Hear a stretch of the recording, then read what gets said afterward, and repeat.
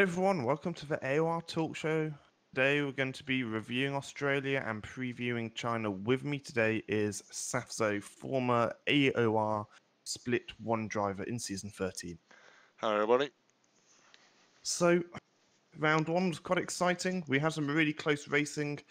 The top 2 guys, well, the top 3 guys to be honest, were within a few seconds at the end when it came to finishing. Qualifying was very close. And it looks like the talent in the round 1 in Australia was extremely high. We're going to run down the Constructors' Championship and review it team by team so you guys can get a good idea on who's where. So, in P1, we have Mercedes. They've got 27 points. They had a pretty solid race with their 2 drivers, Topa and Arox, finishing 3rd and 4th. I was impressed when watching the race live, and I thought they did a really good job to just keep it consistent because they could have tripped over each other. They finished about 6/10 behind each other in the end of the race, and they did a good job not to trip over it. It's so difficult to, trip over other drivers. I'm sure, as you know, Saffzo, when you're racing wheel to wheel for the whole race, it's very likely to have contact, and if your racecraft is good, you can avoid it. Yeah. Well, obviously, with lag as well. If there's a bit of lag, obviously that can sometimes put you on. But as long as your racecraft is good enough, you can usually avoid incidents. And as far as I've seen from the base, that happened quite a bit. And it's good to see them keeping it nice and clean. Yeah, we saw loads of wheel-to-wheel action throughout the whole grid, especially from the battle from 10th all the way down to 12th. We saw Fizzy, Afro, and RBK all going tail to tail for the majority of the race, to be honest, after the first round of pit stops on lap 11. It was just really close, and it was really good to see all those guys just battling throughout the whole race. It's great to see the quality of racing being so high this year. In P2, we have Haas. That's their drivers are Formula Danny. He ended up winning the race with not massively dominant, but he did a good job of staying in the lead. He also had Timp behind him, just keeping him on his toes, so he couldn't just relax. And then Marek, was down in 16th. Unfortunately for Marek, he just sort of ran into issues. He had to pit a couple of times, and yeah, he was sort of nowhere, to be honest. He actually finished behind Michael, who had a very lonely race at Red Bull. Has to have 25 points because of that win. So they are in the battle for the Constructors' Championship, which obviously for teams is the most important thing. But as a driver, you only want to win one championship. You don't really care where your team comes. Anything to add to that, Saffzo? Battling for the Constructors as driver, did you ever feel that was an important part of your role within the team, or did it not make any difference? When I was driving, obviously, Drivers' Championship was a very high priority. I wanted to do as well as I could, but I always knew that if at some point my team would come up behind me, I knew it was quicker and let them through because the Constructors was still important to me. I don't know if it's important to these drivers, but yeah, drivers is definitely much more important to these guys. And yeah, has have a chance in the Constructors, but as you say, the drivers I think they'll be more interested in. Yeah, I mean, I know from past experience is I knew at sort of midway through the season that I had no chance of winning the Drivers' Championships. My teammate was very much dominant in that field. So I was there to really get points and basically make sure, I was lucky enough to have a teammate who I got on really well with. So I was, so anytime, strategy, I was like, Marco, you just take priority. It's important for you. And then I wanted to focus on getting the Constructors because it's still nice to have the title. I did calculation the other day with King Kodiak, and actually only, at least in the top split, only about 86 drivers have ever won the Constructors' Championship in 14 seasons across all 3 platforms. So it's not a massively high number. So it's still quite cool to be in that fairly, I suppose, elite category. In third, we had the Toro Rosso boys. Kalon finished in ninth, and Timp finished in second. Timp had a fantastic race. He was really close to Danny for pretty much the entire race. I mean, Timp and Danny were setting lap times of about a 1:25.5 from lap 13 all the way until the 28th lap. Then Timp was braking a little bit too late. He got a wheel onto the grass on the penultimate corner around Melbourne, and he lost about 3 seconds basically, which is why he ended up only coming second. I think he probably, if he had made it onto that straight, I think he probably would have got the race win. But unfortunately, that's just how it goes. Kalon, he also had a good race. He was very much in no man's land, to be honest, after the first set of pit stops. He finished 9 seconds ahead of Fizzy, and he finished 6 seconds behind Fila in 8th. So yeah, a bit of no man's land. Sometimes it's a bit boring on a 50% race. Now you've raced with a couple of your drivers, Saffron. Fila, you've raced with, I believe, in season 13. As a driver, did you ever come to sort of race him much, and how did you find his particular driving style? To be honest, I didn't really get to race him that much. There were, as far as I can remember, a few moments where we came a bit close, but when we were racing, I noticed his driving style. It wasn't overly aggressive, but also wasn't overly cautious, so he had a pretty good driving style. Wasn't too messy either. Yeah, he just has a good driving style, I guess. Yeah, you can notice, especially some of the top guys. I'd put Fizzy into this category. Fizzy is a very quick driver, but he's not ultra quick. He's quick minus a couple of tenths, which is why he often, isn't battling for race wins. But his driving style, if you see it on video, is extremely smooth. He's able to, keep the tires quite well. Yeah. He's not overly aggressive. Obviously, he has a role in a way in being the owner of AOR to keep it clean and stuff. But he's always very consistent, which is, as a driver, something you really need. There's no point being one of the fastest guys, but spinning off every 10 laps because you just won't get anywhere. Yeah, he's a very sort of get the job done, but do it as well as you can without pushing yourself too hard. He's very much that sort of driver, I think. Yeah, I think you're right. I mean, he's always getting points. And talking about Fizzy leads us on to Force India, where his teammate Wycombs, he got a fantastic 5th place. Now, I've raced with Wycombs in the past. I believe you haven't, because at that point in season 13, he was racing on Xbox, so you probably haven't raced with Wycombs too many times competitively. Is that right? Well, actually, I believe he joined PC for season 13, if I'm not too mistaken.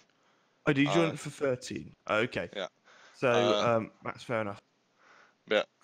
And I think I did actually race with him a bit in Bahrain, and he was very quick. I'd say he isn't overly a lot quicker than Fizzy, but he definitely has those few more tenths, the bit more of an oomph, a push to get his pace there. Yes, I apologise. Yeah, no, Wycombs wasn't racing in season 12 because he was on the Xbox side. Me and Wycombs also raced quite a bit in season 9. Wycombs has always been a very quick driver. Season 9 and 10, we're always racing quite closely. Wycombs his ultimate pace is very good. He's always in the top half of the field. Really, for Wycombs, if he's not getting points or if he's not in anywhere above 8th, really, I know he finds that a pretty disappointing result, which is fine for a driver of his caliber. I would hope to see him challenging for the championship, but we don't really know until after a few rounds. We need to analyze it a little bit more. We've already talked about Fizzy. He came 10th. He got 1 point for Force India. I don't know if he'd be pleased with that or not, but Fizzy's always in the points. Not necessarily the sort of the podium points, but he's always thereabouts, and he's pretty consistent getting the points, which is, as a team, is what you need really to be able to wrap up the Constructors' Championship. So He'll be pleased with that. This leads us on to 5th place Ferrari with 8 points. They did okay. Ferrari had one driver outside the points and one driver inside the points. So outside the points, you had Raiko Gordon 24. He's RS Falcon, the Xbox League, you might know him as. And 6th place Randrop. Randrop's a Project Cars racer, which I've raced with him many times on Project Cars. And now he's moved over to Formula One. He might still do Project Cars, but he's on the Formula One side for now. And he got a really solid 6th place. You've raced with Randrop before. How do you tend to find his pace? I can't really remember that too much of what in season 13 he was. I think we had very similar pace in season 13. You know, he didn't get too far away from me. I didn't get too far away from him. If we were together on the track, we'd sort of stay at that sort of area. But in the Australian Grand Prix this season, I found he was that sort of guy who gets a good start, tries to get as many positions at the start, and then sort of, if he can't keep that consistent good pace, he sort of just drops back behind the field. Like I believe in the first few laps, he just got completely trounced over by the Mercedes, if I remember correctly. So yeah, he did. Yeah. So I think if he was able to fend off those guys a bit more, it may have cost him a bit more time, but also maybe could have given him a chance of getting higher on the field today. Not today, yeah, Australia. Yeah, I mean, Ramdrop started 8th. He finished 6th. So any positions gained in a race is always a good thing. Yeah. He was able to overtake Defila and Non-Runner. So Non-Runner ended up losing a couple of positions. So Defila and Ramdrop was able to catapult up them. So like you say, very aggressive start. Sometimes races are won lost on the start. Usually they're not, but Ramdrop very much proved today that he could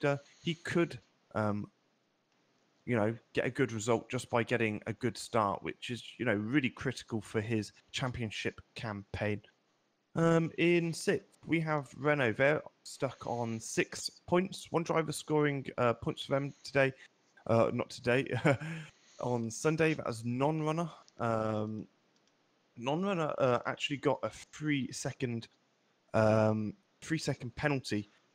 He only finished 3/10 behind Round Drop, but he ended up being 3. So yeah, it was okay from Non-Runner. I think he'd probably be disappointed because he is a very quick driver. He started 6th and finished 7th. He is a quick driver, but he wasn't able to get his race together. So he is going to be disappointed with that. Afro, he finished in 11th, and he was so close to getting points as well. Anyone from 10th down to 12th, they're so close with getting points. So I feel that Afro will be a bit frustrated that he wasn't quite able to challenge 10th place. Saffzo, you've also raced with Afro before. How have you found him? Is he normally challenging for points, or is he a little bit outside the top 10? Yeah, when I was in the same position last year, he was very quick, sort of challenging for poles, very strong points positions.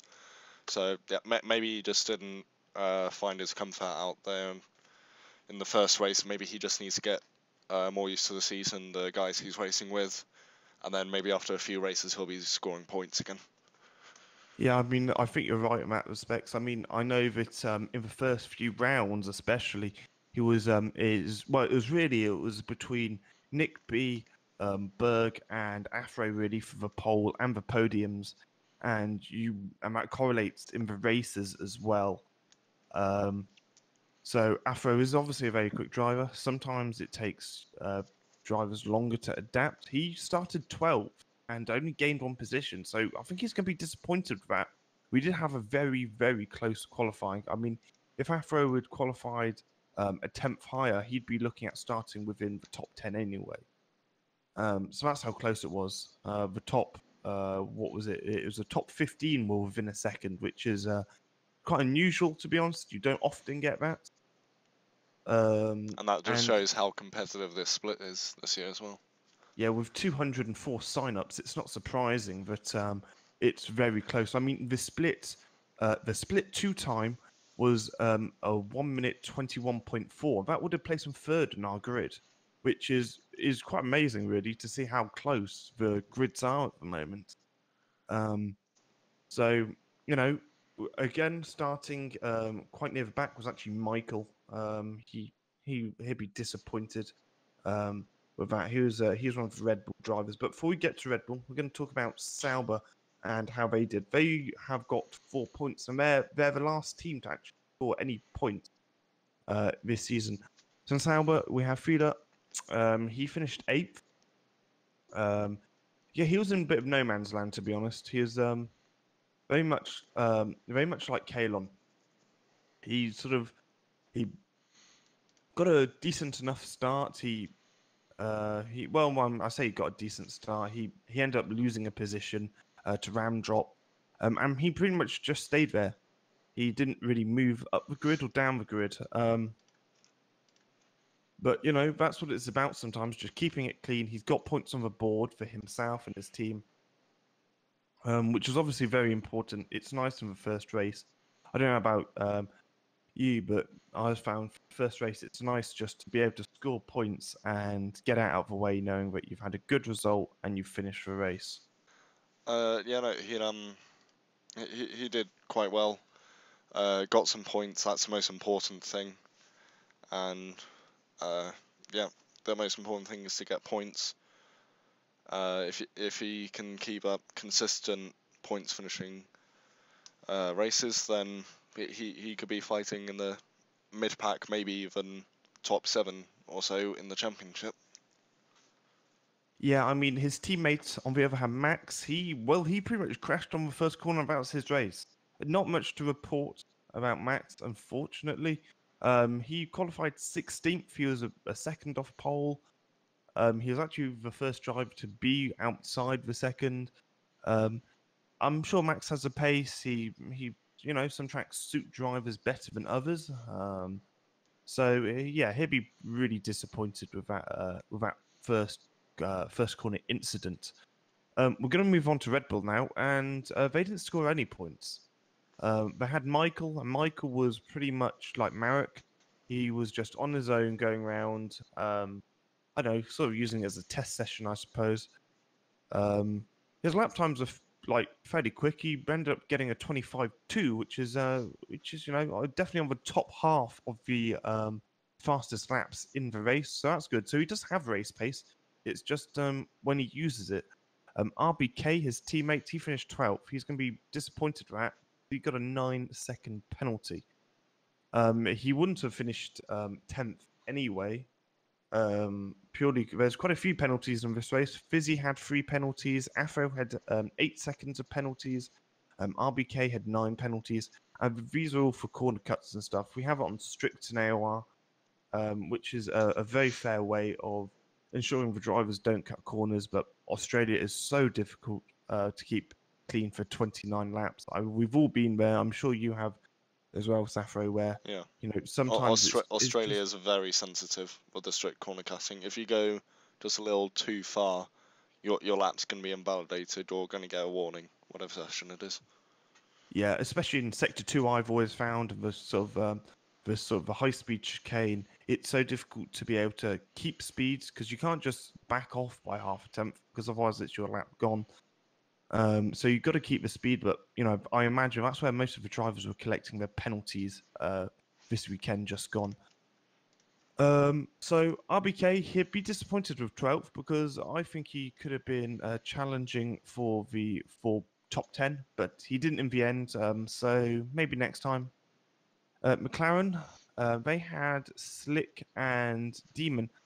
Demon ended up retiring, getting a DNF. He was the last driver to get a DNF. It's a shame for him, really. It would have been nice to see the pace he could have had. He started 14th, so I think he could have really catapulted himself up a few places because the qualifying was so close. Slick, he qualified 17th, so in some ways he did a good job to get up to 14th. but I think he might be a little bit disappointed that he didn't get a little bit closer to the top guys. Slick was 1 minute and 16 behind the leader, and he was 10 seconds behind Ryko Gordon, who was in 13th place. So yeah, it was pretty close. In that like mid pack as we were talking earlier, but unfortunately Slick just did not have pace to be able to close in on those guys. Williams, there's not much to say about Williams. They had Raven and Kerry. Kerry got DNF, and so did Raven. Very early on in the race, like you were saying earlier, Saffro. Or I think, or that might have been in our sort of pre-commentary. You're saying that you noticed a lot of the drivers were retiring very, very early, and they were retired in that period. So there's not much to say about Williams. Don't know what their pace is like. They did okay in qualifying. Kerry qualified in 13th. Raven qualified in 5th place, only 2 tenths behind. So Raven's got some seriously good pace. He just had issues during the race. So I think Williams are going to be challenging for, I don't know, where Ferrari are at the moment, the mid pack in 5th place in the constructors. I'd be surprised if their drivers are looking at drivers' championships this season, but you never know. Things change. How did you find the race of the bits you've seen, Saffro? How do you think the drivers fared in the first race? Do you think the quality of racing was good from what you've seen? Yeah, quality of racing, good as always. AOR, that there isn't usually that much bad racing, but what I saw in that race looked good. There wasn't too many incidents that I saw after the first few laps. Yeah, the skill level's very high, and Raven, I feel quite bad because I feel if he had some really good pace in the race and he didn't get involved in whatever happened, that he could have maybe even challenged for a podium with Timps and the likes of that. Yeah, exactly. I mean, he's already shown he's a seriously quick driver. He's only 2 tenths off pole, which is nothing really. When sometimes I always found in the pressure of qualifying, sometimes you can mess up and make a big mistake, but other times the pressure of qualifying really does help you. I often found I set my fastest lap of all my practice in that qualifying session, which is always nice. I don't know how Raven was, but I also know that Raven was, when he was with me, he was setting 1 minute 20. He was setting 1 minute 21 ones, so he was definitely up there. But unfortunately, he wasn't able to recreate that in the race, so he was a couple of tenths off his fastest time. He did a good job though in qualifying, but yeah, the race just wasn't his. Like you said, sometimes you get caught up in incidents out of your control. Moving on to the Shanghai International Circuit, which is, of course, in China. It's a very 50-50 track for the drivers. Most of the drivers really like the first round in Australia. It's a really nice track to get into and practice. China's not really like that. Saffzo, how did you find China when you've experienced practice for it before, or just in general as a race?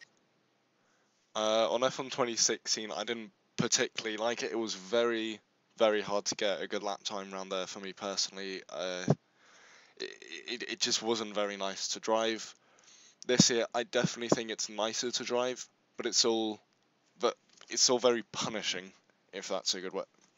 Because if you brake too late or brake too early and turn in too early, that can really punish your lap time. It can hurt your consistency. And so, like, the sections that can really hurt you are the fast little S section before the last sector, the hairpin just before the long straight and at the end of it, and the first corner. If you get all those sections wrong, you're not going to get a good time. You're going to get maybe a 133, 134, which in qualifying is going to be like 3 seconds off the pace. So you can really lose those times in that sort of sections of the track. Yeah, absolutely. I mean, if China tends to suit drivers who quite like a car with a bit of understeer, just because a lot of the track does, it's not like Monaco, where Monaco you're never really going fast enough to get understeer, so that suits drivers with oversteer. China's the complete opposite. So yeah, like you said, there's some main sections you need to get right. Turn 1 and coming onto the back straight. I, like you, I always really struggled in China just getting a consistent lap time. I could get the one off every now and again, but getting it consistent is difficult. We're going to be racing around China for 28 laps around the 3.3 mile, 5.4 kilometer track or the lap. And there's 16 turns, so there's not an excessive amount of turns to get right, but every turn is very important. My thanks goes to Saffzo for joining me today, and we will be reviewing China when the drivers have completed it. Goodbye. Goodbye.